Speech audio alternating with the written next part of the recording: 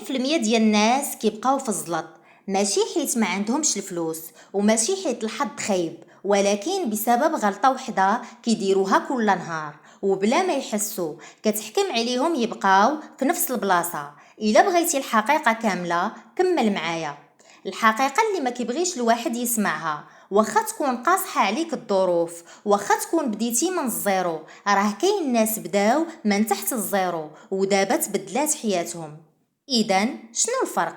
الفرق ماشي في الفرص، الفرق كاين في العقلية، حيت العقلية ديالك هي اللي كتحدد واش غادي تبقى مزلوط ولا غادي تخرج من هاد الدوامة.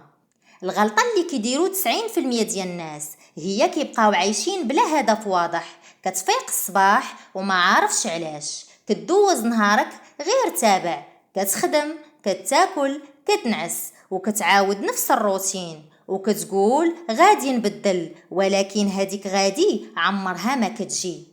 كيفاش كتغرق بلا ما تحس؟ نهار على نهار كتولي مرتاح في القليل، كتقول هذا هو اللي عطا الله، كتقبل الواقع وكتحبس تحلم.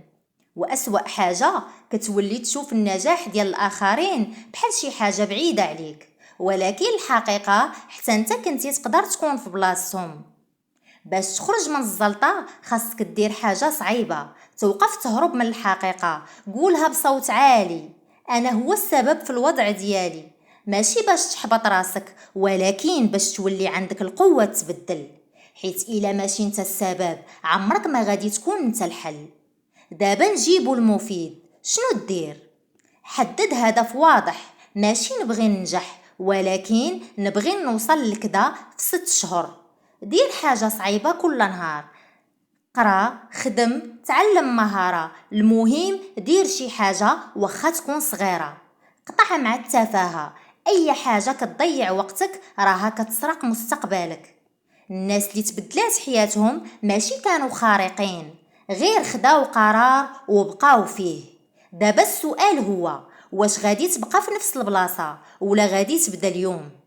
إلا وصلتي لهنا كتب في الكومنتير غادي نتبدل، وخلي هذا الفيديو يكون أول خطوة في حياتك الجديدة.